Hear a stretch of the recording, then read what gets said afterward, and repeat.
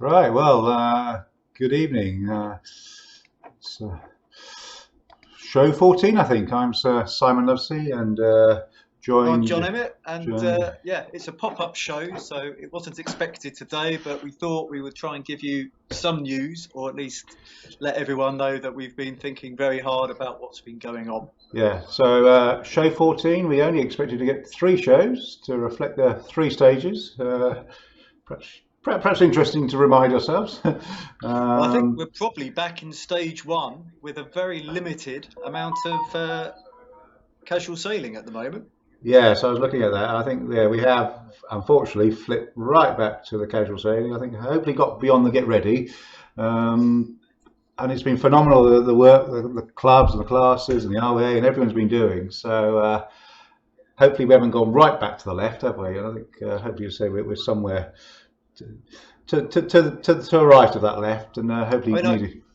I have a lot of sympathy for the lockdown, purely when you look at the numbers. If we're looking at over 20,000 infections per day. And I know there's more testing, but that's still a lot of infections, and we're around 500 deaths per day and rising. So I think something had to happen. A lot of people have speculated about the reasons for this. I know people talk about, the population density in the UK or whatever, and it's very easy to look at, say, Finland and go, they have a low population density because they have few people and a large or relatively large landmass, but it's not actually that simple. If you look at a country like Finland, they all tend to huddle down near the south where it's a bit warmer. And when you look at most of the people actually live in the capital city Helsinki, and the population density there is very similar to Liverpool or whatever. I don't ever say identical because I think nothing's identical, but it's very similar.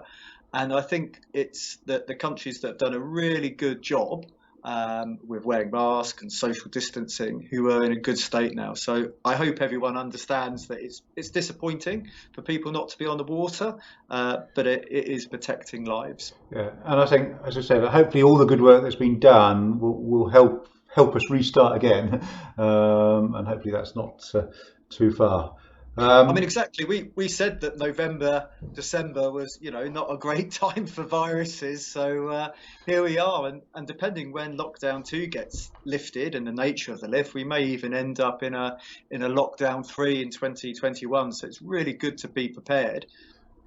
yeah, the Facebook group has just gone manic, hasn't it? Well, over 2,000 members. I can't remember what it is now, but many have joined. But the traffic has been enormous, hasn't it? I think. Now I've been sort of I'm trying to think what the word is, accepting members Yeah. all day. So I do apologise if anybody had a bit of a wait, but I tried to crack through as quickly as I possibly could. But it's been a really busy day, and thanks so much for the comments because it's just about sharing the information.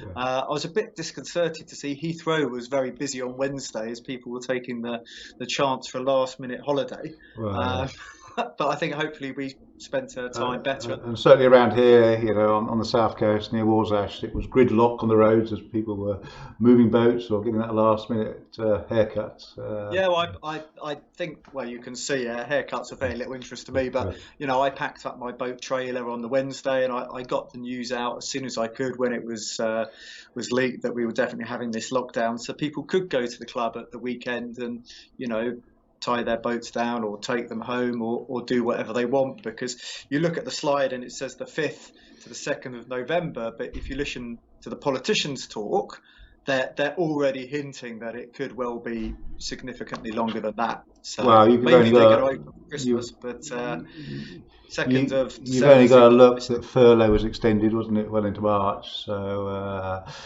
and yes, senior ministers have been giving hints that it's going to be longer, and as you said, probably other lockdowns. But And hopefully in that's terms of travel, even Sweden and Germany are now added to the list. Or I should say it the other way around. Sweden and Germany have been removed from the travel corridor. So, it's not just us, it's a worldwide thing. yeah. But hopefully the time will be used to productive purposes, and I'm sure there's lots of discussions going on about how to improve things. But we are where we are. Yeah, well, every show I'll do a little how-to, just sort of John Emmett's top tips, just to, give people a bit of coaching, and even if it's just how to stay fit and healthy, we're trying to support the group. And do chat to us online, because we will try and answer any questions. Yeah, and I think that's been clear. We are a sort of self-help group, and I think by being here, that's giving people a chance to talk to people. I think some of the feedback we've had from some of the other groups, the trade group and things like that, the participants have enjoyed being part of something, haven't they? Good. Well, famous last words, and this is when my webcam kicks off. I think we have got better with the tech. So yes, I think what's important that we all keep talking really, and just sort of helping us. So it's become quite confused early on, and we had Michael Gove saying that tennis and golf were allowed and things like that, which I think he retracted quite quickly, didn't it? So a lot of confusion from the people who are even making the policy, but it is getting the key takeout is we can go casual sailing, but it's a very limited way, and it's the same with travel. You can travel, but to do outdoor exercise, but it's got to be local. Yeah. And I think the RWA are constantly updating the guidance. There was a very good, the RWA put out a very good webinar to clubs last night, showing had over 300 participants, and well worth watching that. They've made that available. There's, I think there's links off Restart Sailing. But yeah, we've got links there, so please do listen to that. I think the RWA has done an amazing job, and it's difficult for them because in some ways they're always waiting for answers that the same as we are. And I just hope that a little bit of speculation enables people to think ahead. I'm not talking about mass buying toilet roll here. I'm talking about your sailing plans and just think. I think it's important to point out that all clubs are literally in the same boat. All sports. There's been a lot of lobbying going on, but no sport has in a way been singled out for preferential treatment, have they? And we're all the same, aren't we? Yeah, I think it feels to me like this lockdown is a bit looser in terms of the economy and quite a lot tighter in terms of social. Whether that's right or wrong, that's how it feels. And I think they're just very reluctant to get into a whole long list of exemptions. So it's very specific. So the British sailing team are out training at Weymouth and Portland National Sailing Academy, but that's a very specific group of people who've got a very important job. Yeah.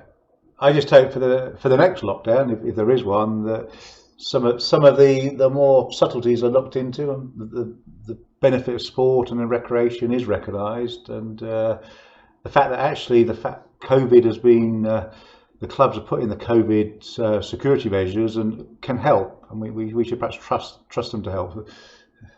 Yeah, I mean, me too. I would actually be hoping for sort of 2 lockdowns and them being relatively light lockdowns, rather than this super hard system like they had in China or whatnot.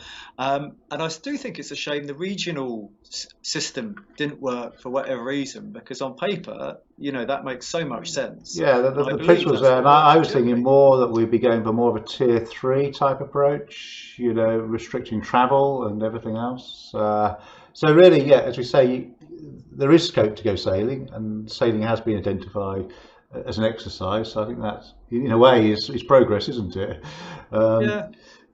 The downside is the RWA have, as I said, is effectively clubs are closed. I think that's the. Yeah. What worries me with this is it obviously means that public slipways and beaches are open, so you could end up with everybody going to launch in one place rather than being spread out through well-managed South Coast clubs. And the reason I say South Coast clubs is not because I live on the South Coast. It's just it's actually more problematic for those inland clubs where the club and the water are very much connected.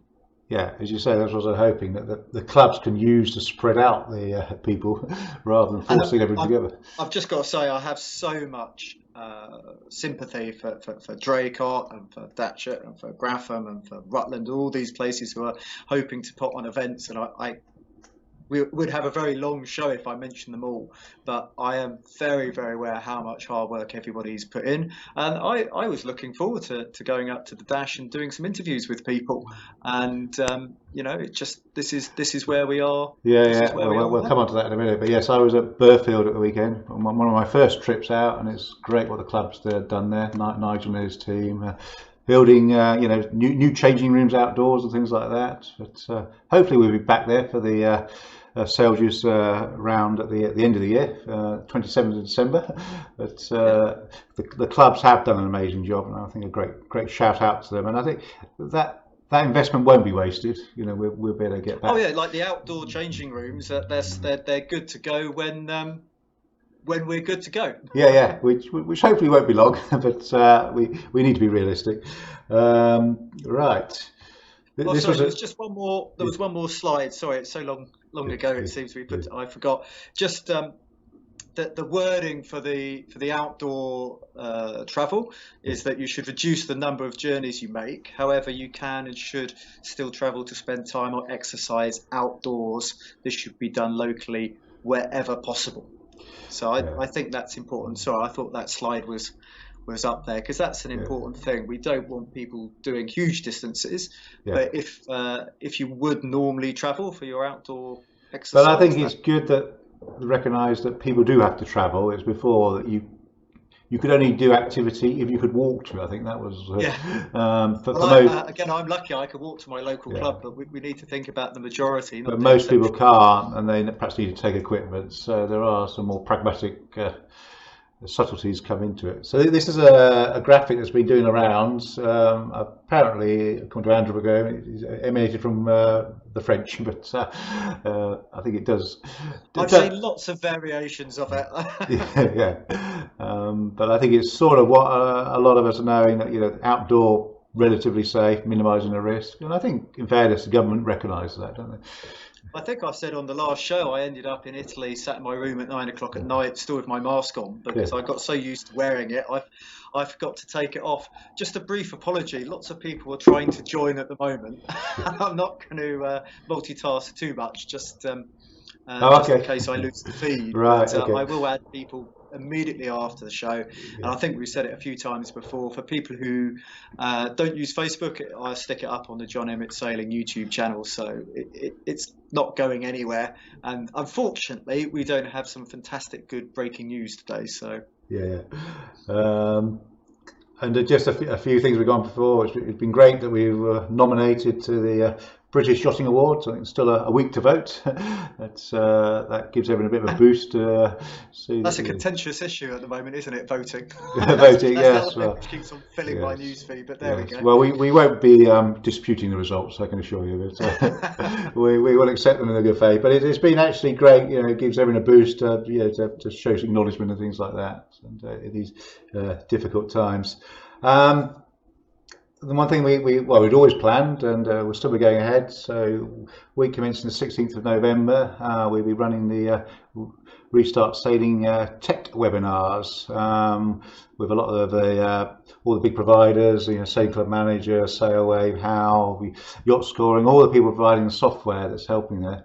And the tech group are working together, and we're seeing a lot of integration. And John's kindly offered to sort of host these so that we can I just think it's really good to bring everyone together. I'm happy to be involved. I hesitate to say it's going to be easier now. I'm going to be at home rather than traveling, so I've told my webcams they can't fight, and it means hopefully good Wi-Fi, and we'll be able to do another good few shows. So basically there'll be a webinar each night on a different sort of topic, for example, online entry, duties, volunteering, you name it, we will be covering it. And looking from a club perspective, what we're trying to solve and how we're solving it, a chance to get there. But one of the good things coming out of this awful situation is that clubs and classes are really, really looking at how they operate and how they can improve. So, and I hope we have a legacy and that carries on. I think that's really important. We need to make the most of this awful time. As the famous quote was, don't waste a good crisis. Good thing. So that's coming up sort of in a couple of weeks' time. What was due to be coming up was the start of the Selges Winter Series, which has we've been operating a pre-registration process, and literally we've probably had 5 times as many at this stage of people actually have effectively signed up. Just phenomenal interest in it. The Draycott Dash was due to be the first event coming up. Sadly, we've been dashed. We won't be able to operate that, but as Andy Rice and I promised, we'll be doing something, probably a sort of like an online sort of presence, and chats with competitors, look at previous sort of footage and things like that. The plan is actually to move the Draycott Dash to the end of the series. So in March, we were sort of agreeing that with Jeremy and the club. So it's still going to go ahead, we plan, unless we're still locked out, and moving there, and yeah, still carry on registration, people registering. That does help us, so we know who's there. The plan actually would by now to release the entries, but it's a great sort of assistance that we know who wants to come. And if we need, it's good that so many people want to come. That's pretty encouraging. Well, it is, and I think what we're actually seeing a boom in sailing. I think at club level or nationals, everything's sort of selling out. I think people are realising or remembering how good sort of sailing is there. So bear with us. We will be doing something. And getting the details out soon. So I think just a few last so ones. I thought it was appropriate not to do any talking about actually sailing because very, very few people are going to be in a position to do so. And I think now it's just more about looking after yourself and just trying to avoid contact, or rather I should say unnecessary contact. That's why we looked at having masks, because it's one of my pet hates when I see people with, wearing a mask and then those poking out, or they're wearing something that literally covers their face but is 100% porous. That's such an important thing. There's been a huge amount of work that shows that your general health, if you get the disease, makes a huge difference, and the level of vitamin D has a very strong correlation with the outcome. And unfortunately, even sailing, it's quite hard to get your body to produce vitamin D in the winter, so it's probably appropriate to have some supplementation. And actually, I love oily fish, things like salmon, which are a very good source of vitamin D, and also because they come with the fats, they have quite good bioavailability. But a lot of the pills you buy, your body would just excrete, and vitamin D is one of those things, along with probably B12, etc., that it's quite hard for some people's bodies to absorb. So I would recommend an oral spray. I actually really like this. I'm not on commission. It's sort of minty. I kid myself. It's the breath freshener or whatever. So it's a vitamin D, but it's also got K2 in it to help with the absorption, and you literally give yourself a couple of squirts. Yeah. Right. And where do you get those? And where can you purchase those, John? Well, I'm always reluctant to say because they seem to be doing very well out of this situation, but I usually get mine from Amazon. All right. Yeah.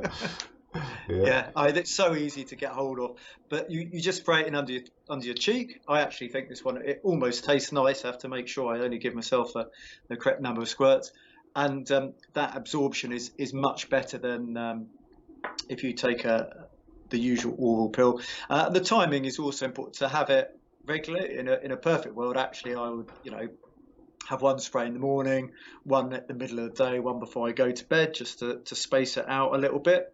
And just your body is always going to do better when you space out those timings. So I think people are quite used to taking vitamin C. That's another vitamin which helps with your immune system, and the idea to space that out. In fact, vitamin C and zinc is an important mineral. Tablets are quite common for people when they have normal flu. And one of the things, I've got quite a few friends who are in quarantine at the moment. They do actually give you vitamin D tablets in quite a few countries when you're doing your 14-day quarantine. So the research is very conclusive. But you're right. We need to look after ourselves, and the more fitter we are, and more healthy, the more we're going to get through this thing, isn't it? Absolutely. Yeah. Right. So moving on. So the racing's really just looking forward. Yes. So we got looking after your boat as well.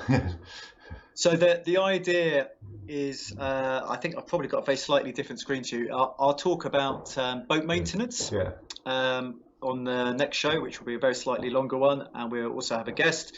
And the idea is to make the most of your time. So, in other words, over the winter, you do your winter boat maintenance. And some people may have a lot longer to do that, and that's than you would do normally. And the problem with that, it's easy to put off tasks if you think you have a long time to do it. So, I'm going to try and give a little bit of practical advice, or as much as a laser sailor can. Although in the previous life, I did do Tornadoes and 49ers, which have a lot more boat work. But the fact is, we can race and do it in a virtual regatta. And I think probably now is time for the old e-sailing and combined Zoom meetings to come back, so we could all chat and you know. The important thing is to keep everyone engaged and talking and things like that. Isn't it? Yeah, it's very easy. I think because of the previous lockdown, people are quite used to it. I'm not going to say it's going to help you with your rules, because actually the rules are different. But I think it's a lot of fun, and it keeps the clubs engaged. And I think we need to have those tasks in our life. So once a week, you know, we do our sailing, even if it's not, you know, the sailing we used to, and just to look forward to what is likely to happen in the calendar. I think you know, if these events are very busy, what would you think the first event is likely to be then, Simon, at the moment? Well, the next one after this is Datchet. The challenge there, it's sort of early December. So just to be prepared either way, I think, just the looking forward, because, you know, you have a plan B and I have a plan C, and then it's not so traumatic when it suddenly gets cancelled.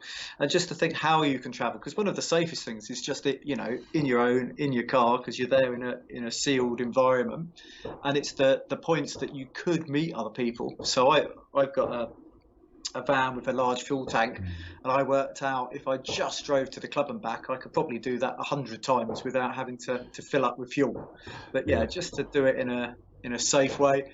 And it's actually happened now with the airport travel. They've closed down most of the lounges, and people are only travelling now for business. So I think the footfall will be very, very small. So apart from professional seamen and elite sports people and so on, people won't actually be doing international travel for sailing. And hopefully this will all have the desired effect of getting the numbers down.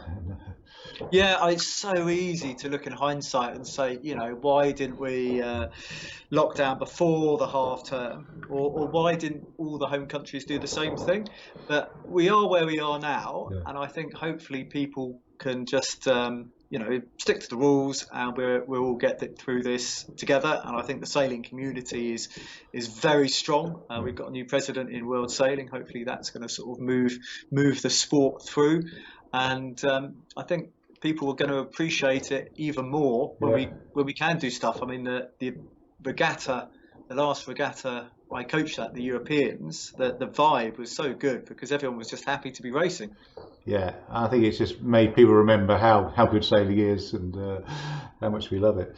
So hopefully next show we can have a little bit more about the timeline, but we'll see how it goes. Yeah, so well, it'll be next week now, won't it?